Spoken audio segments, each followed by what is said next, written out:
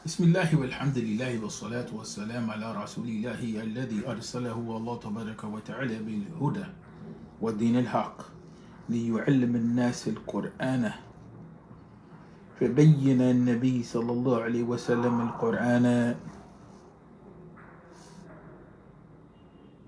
بأفعاله وأقواله فنصلي ونسلم عليه على الدوام. أما بعد, I wanted to talk in brief about a topic that I brought up in my khutbah today, but I wanted to talk about the importance of going back to the life of the Prophet Muhammad alayhi salatu wasalam and learning some important principles in Dawah, because we have a situation in which people say that they're engaging in Dawah, but then we ask, what is your foundation?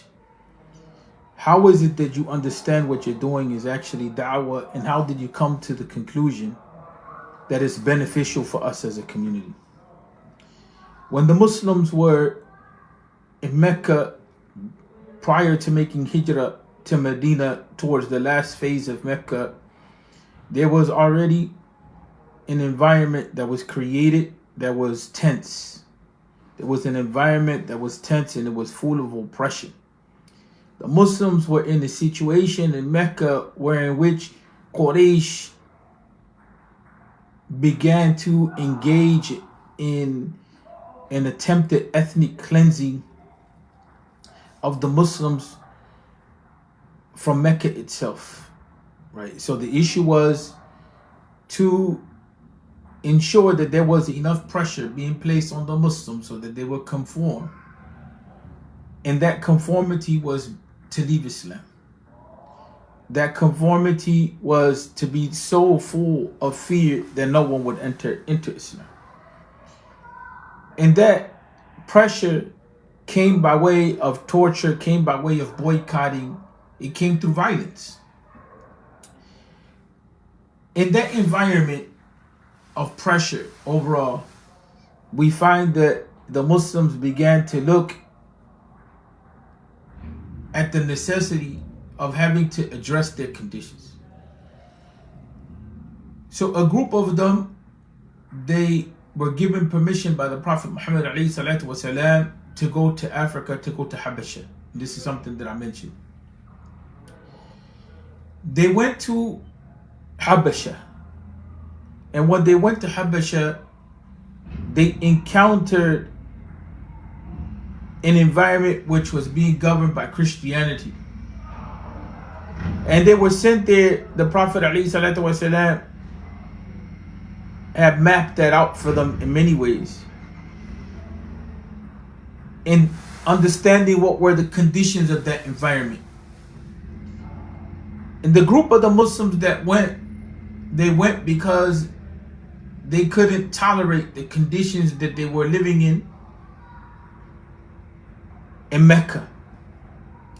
Some of the commentators on the life of the Prophet Muhammad ﷺ have noted that the migration to Habasha signified a Muslim community that was now moving outside of the boundaries of comfort.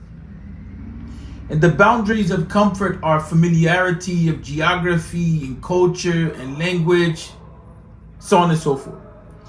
So by the Muslims migrating to Africa, to Habasha, which there were two migrations that took place, that was signifying the values of Islam transcend geography, and they transcend language, and they transcend culture.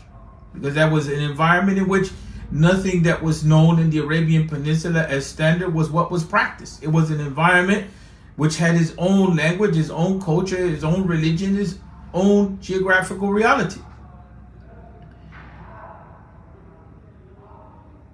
The oppositional forces of Quraysh were so strategic in their oppression of the Muslims that they sent a group of people to track down, to hunt down the Muslims that had went to Habasha, and they used whatever diplomatic tactics that they had to attempt to wedge a gap in between the Muslims and the Ethiopian rulers. And so one of the things that they engaged in was an ideological battle by turning the differences that the Muslims have with the Christians as an oppositional point. So the Minhaj of Quraysh was one in which the tactic that was being used was to highlight where it was that the Muslims differed with the Christians with regard to who Isa is, alayhi salatu wasalam.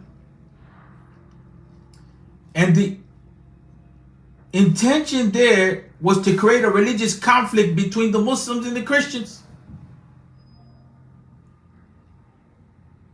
Jafar, who's from the family of the Prophet alayhi salatu wasalam,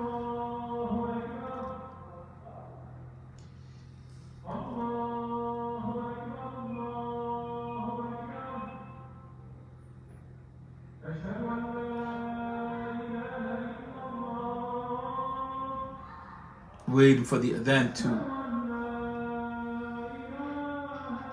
complete.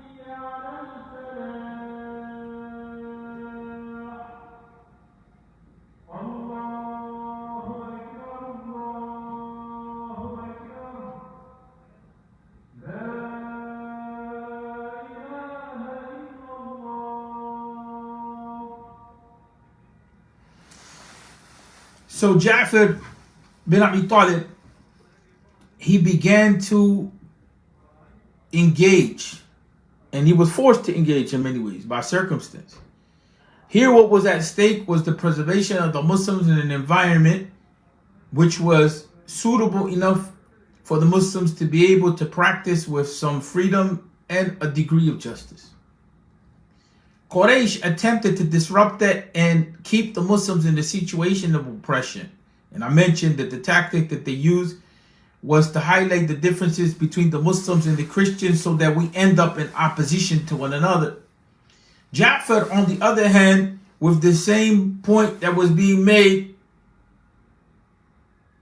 to create a wedge, a gap between the Muslims and the Christians, Jafar showed the similarities between the Muslims and the Christians and highlighted to the Christians what was their condition of character prior to Islam and what were their social relationships like, and how it was that the weak and the poor and the disenfranchised were treated prior to Islam, and what was their state of belief with regard to who God is.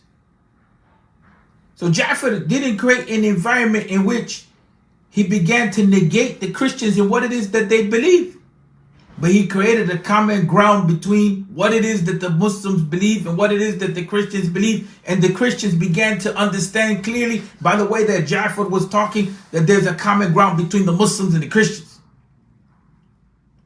Unfortunately, we have people in our community that think that they service the deen, but they're thinking about themselves only. They're not thinking about the community as a whole. And so the environment that's created in Dawah is one of antagonism. And this is one of the dilemmas, especially of street Dawah, and the way that people cancel out other people. You have no relationship to people like that. On top of that, even in that reality, of people being given dawah, what environment are we bringing people back into when our environments are not environments that are suitable for people to be able to understand and practice the deen and have constancy in it? Jafar showed us that what's important is the preservation of the community. What's important is the conditions that will allow us to be able to practice. What's important is for us to be able to be people that have solid relationships with the environment that we live in, not to be in antagonism with others. Some will say that this is a compromise and so on and so forth. And then we, as a response, we say, but weren't you saying that you were on the minhaj of the Salaf? Weren't you making the claim just yesterday and a few minutes ago and a year ago and 2 years ago that you were following the methodology of the companions? Weren't you saying that you followed the Quran and the Sunnah? And didn't you recall that the Quran says, idfa billati hiya ahsan? With the objective being to take a situation in which there's enmity and reducing the enmity to bring about conditions of coexistence at least. Respond to the people of the book in the best of manners. That's not what the da'wah that some are doing is representing. We're in an environment where we want to go back and forth with people and cancel them out. And especially when we start dealing with the issue of an environment where there's white supremacy and hate crimes and so on and so forth. Don't antagonize people. Don't antagonize people, because what you do in that process is you're antagonizing people, and the consequences of that come back to the Muslim community. Right? We have to be in an orientation where we're building for our community. Where we're building for our community. Where we show an example of holism, a holistic living out of Islam, and where people begin to see the beauty. Right? We should be able to take from the lessons of the seerah to understand human psychology and how to navigate situations. We don't have to go through all of those stages literally that happen in the seerah. Like, we have to put ourselves in situations where we feel that we're persecuted. That's not how the deen of Islam operates. We're supposed to weigh harm and benefit. But to each his own. We stay with the minhaj of Jafar bin Abi Talib versus what others bring. Right? And with that, we come to a conclusion. The methodology of Jafar bin Abi Talib was to show where it is that we have common ground. Not to create an environment of opposition and cancel culture and write it off as its religion. Right? This is a time period which we have to have wisdom when we look at the communities of the world and how everything is functioning. We need to be able to be the ones that create some sort of stable ground for ourselves, our well-being, and the well-being of others. You understand what I'm saying? And an environment of trust and good manners and character, people are able to see. The Muslims early on weren't the ones that created the opposition. Right? It was Quraysh that created the opposition. But the Muslims, when they went to Habasha and they were in an environment where people were somewhat similar to them in belief, like the Christians, they look for where it is that there's a common ground. That's not the opinion of Yusuf Rios. That's the actual fact of history. And that is what the companions of the Prophet, alayhi salatu wasalam, that is what they did. Assalamu alaikum wa rahmatullah.